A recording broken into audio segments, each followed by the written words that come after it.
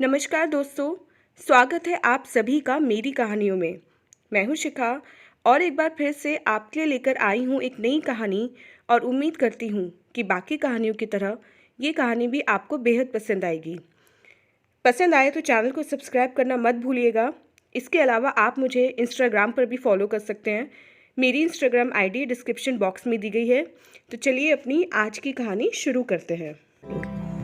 ये शक भी बहुत अजीब चीज़ होती है। इंसान को न जीने देती है न मरने देती है। शक का कीड़ा एक बार काटा, समझो आपकी ज़िंदगी तो बर्बाद है। इसी शक का शिकार आज शिप्रा हो गई थी। नहीं नहीं, शक नहीं, ये तो बिल्कुल पक्की बात थी। लेकिन वो अपने इस दिल का क्या करे जो मुकुल को गलत मानने को तैयार ही नहीं था। और माने भी कैसे? उनका 1 या 2 सालों का नहीं बल्कि पूरे 6 सालों का रिश्ता था। और इन 6 सालों में कितने ही उतार चढ़ाव आए उनके जीवन में, लेकिन तब तो उन्होंने सारी मुश्किलों को हंस के पार कर लिया। और अब जब सब कुछ सही था, जब वो दोनों अपने रिश्ते को एक नाम देने की सोच रहे थे, तब उनकी ज़िंदगी में तूफान आ गया। शिप्रा की हालत बहुत बुरी थी। रो रो कर उसने अपना हाल ख़राब कर दिया था। मुकुल ने उसको धोखा दिया है, ये बात मानने को उसका दिल तैयार नहीं था। दिमाग कहता कि तू छोड़ दे उसे, लेकिन वो कैसे छोड़ देती अपने मुकुल को। उसने तो सच्चा प्यार किया था मुकुल से, अपना सब कुछ न्यौछावर कर दिया था उस पर। बीते साल उसके सामने ऐसे घूमने लगे जैसे कल की ही बात हो। शिप्रा के छोटे से शहर में एक नया इंजीनियरिंग कॉलेज खुला था। पहला कॉलेज होने की वजह से काफ़ी चर्चे थे उसके। हर माता पिता अपने बच्चे को वहाँ दाखिला दिलाना चाहते थे। शिप्रा की मम्मी ने भी उसका एडमिशन वहाँ फर्स्ट सेमेस्टर में करा दिया, क्योंकि शिप्रा उनकी इकलौती संतान थी और पति की मृत्यु के बाद उन्होंने ही शिप्रा को माँ और पिता दोनों बनकर पाला था। मुकुल कॉलेज में शिप्रा का सीनियर था। अपने बैच का सबसे स्मार्ट और होशियार लड़का था वो। उसकी जिम वाली बॉडी देखकर काफ़ी लड़कियाँ उस पर मरती थीं। शिप्रा से मुकुल की पहली मुलाकात रैगिंग के टाइम ही हुई थी। जहाँ बाकी सीनियर्स उनके बैच के बच्चों को काफ़ी परेशान कर रहे थे, वहीं मुकुल एक कोने में चुपचाप खड़ा था। जब बात कुछ ज़्यादा ही बढ़ने लगी, तब मुकुल ने ही सबको चुप कराया था और अपने सहपाठियों को लेकर वहाँ से चला गया था। शिप्रा के ग्रुप की लड़कियाँ तो जैसे मुकुल की फ़ैन ही हो गईं। उसी दिन पहली बार शिप्रा की नज़र मुकुल पर पड़ी थी। शिप्रा को कॉलेज जाते हुए 1 महीना हो गया था कि उसके साथ में पढ़ने वाले एक लड़के ने उसको लव लेटर दिया, और जो शिप्रा क्लास के बाहर उस लड़के को खरी खोटी सुना रही थी, उसी समय मुकुल वहां से निकला। उसने शिप्रा को परेशान देखकर उससे कारण पूछा तो शिप्रा ने सब कुछ बता दिया। मुकुल ने उस लड़के को समझाकर भेज दिया, और बस यही वो पल था जब मुकुल शिप्रा के दिल में घर कर गया। शिप्रा जानती थी कि मुकुल को कॉलेज की सारी लड़कियां पसंद करती हैं। उसके कॉलेज में एक से एक लड़की थी। शिप्रा बोलचाल और पढ़ाई में बहुत अच्छी थी। उसका व्यक्तित्व भी बहुत आकर्षक था, लेकिन वो खुद को सुंदर नहीं मानती थी। और कहीं ना कहीं उसको ये भी पता था कि मुकुल उसकी तरफ कभी ध्यान नहीं देगा, इसलिए उसने मुकुल से कुछ नहीं कहा। शिप्रा और मुकुल की दोबारा फिर कोई बात नहीं हुई। दोनों अपने अपने ग्रुप के साथ रहते थे।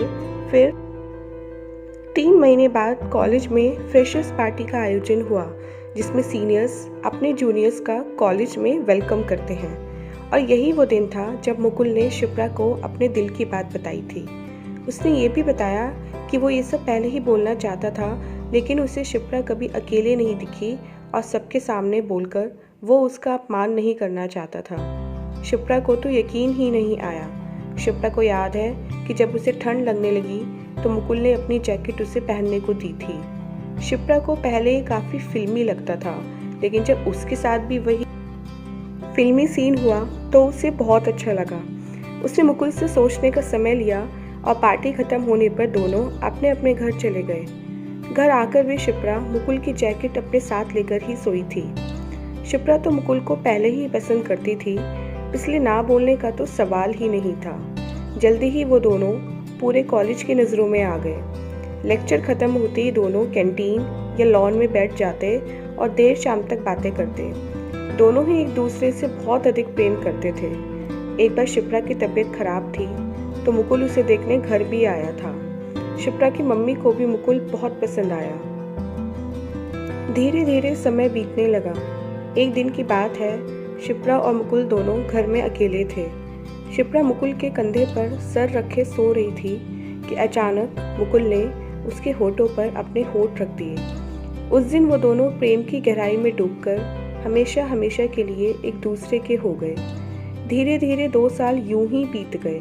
मुकुल का कॉलेज में आखिरी साल था, क्योंकि आगे की पढ़ाई उसने उस कॉलेज से ना करके इससे भी बड़े कॉलेज से करने की सोची थी।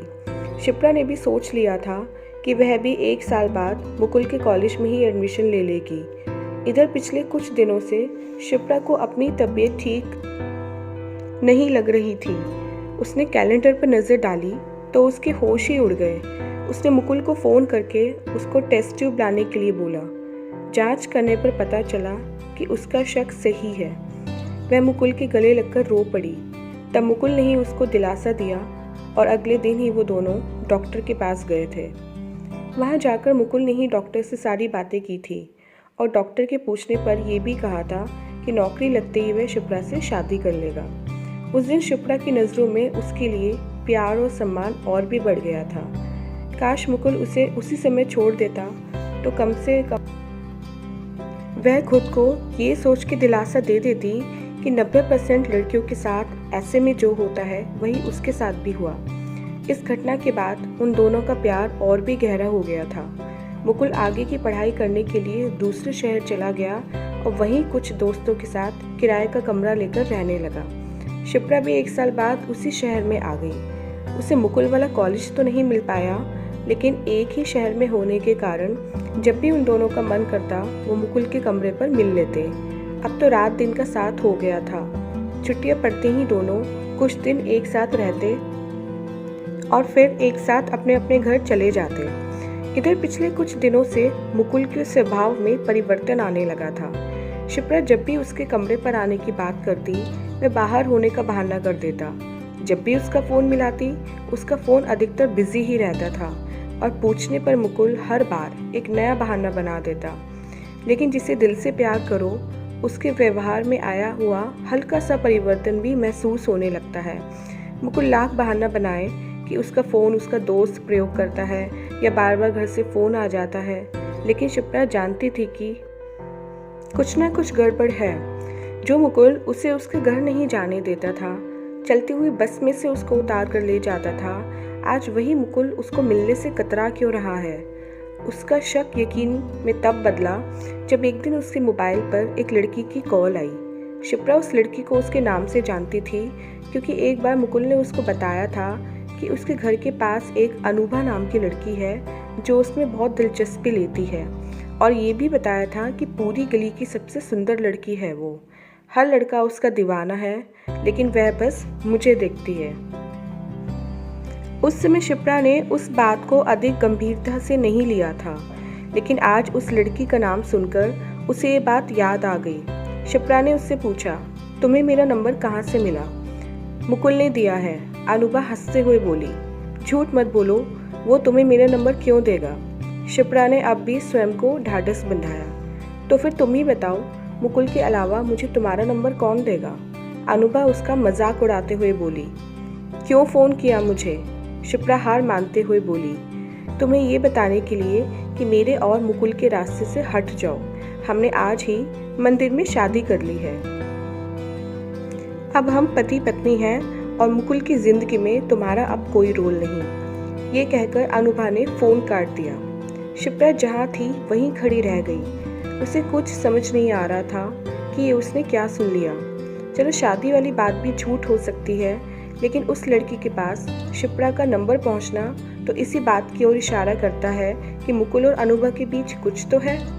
कई घंटों तक वो रोती रही और अपने दिल को समझाती रही कि ऐसा हो ही नहीं सकता। शादी कोई गुड्डे गुड़ियों का खेल थोड़ी ही है। उसने मुकुल को फ़ोन मिलाया, लेकिन हर बार की तरह फ़ोन बिजी ही मिला।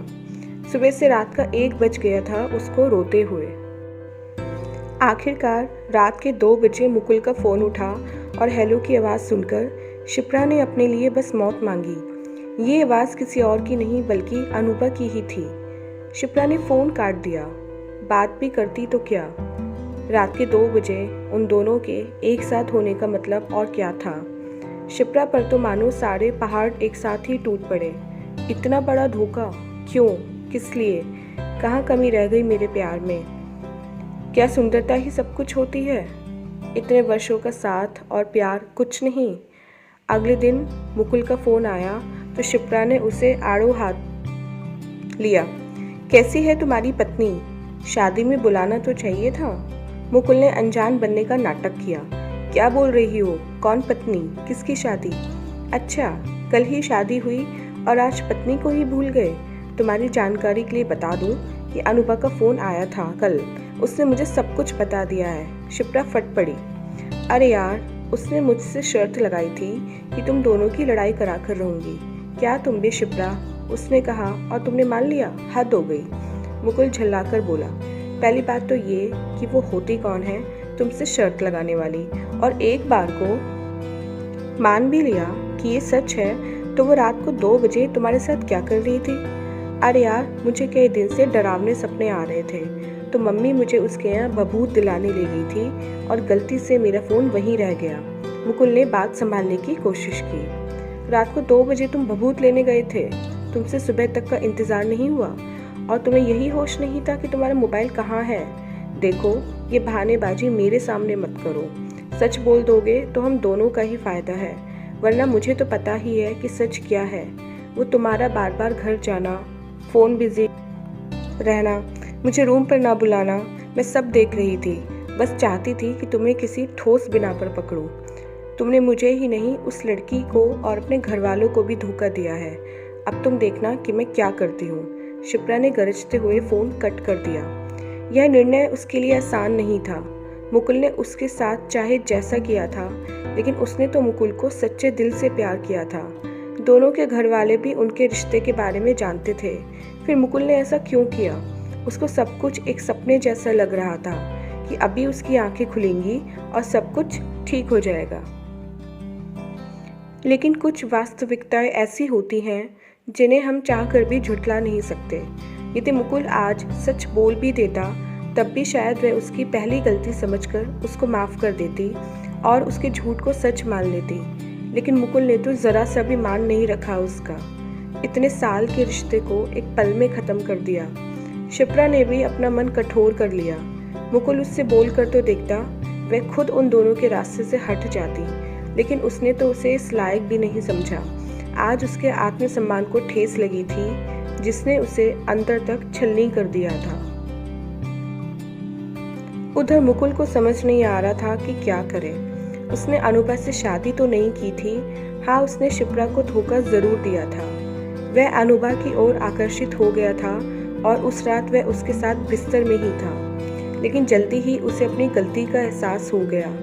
अनूपा बहुत ही खेली खाई लड़की थी। उसके और लड़कों से भी संबंध थे। जब मुकुल ने उसको रोकना चाहा तो उसने पलटकर मुकुल को ही आईना दिखा दिया कि पहले खुद को देखे कि उसने शिप्रा के साथ क्या किया था। मुकुल अब बहुत पछता रहा था। वो कहते हैं कि हर व्यक्ति को अपने कर्मों का फल भुगतना पड़ता है। मुकुल का बाइक से जाते हुए एक्सीडेंट हो गया, जिसमें उसके चेहरे और हाथ पैरों पर काफ़ी चोटें आईं। ठीक होने पर भी उसके चेहरे के निशान नहीं गए। जिस सुंदरता की वजह से उसने शिप्रा से बेवफाई की थी, आज उसी सुंदरता ने उसको छोड़कर किसी और का हाथ थाम लिया था। अब मुकुल बिल्कुल अकेला था। उसके घर वाले, दोस्त सभी उससे दूर हो गए थे। उसने शिप्रा को मनाने की कई बार कोशिश की, लेकिन नाकाम रहा। शिप्रा ने उसे कभी माफ़ नहीं किया, क्योंकि वह बस सच सुनना चाहती थी और मुकुल आज भी झूठ की नींव पर अपना रिश्ता फिर से कायम करना चाहता था।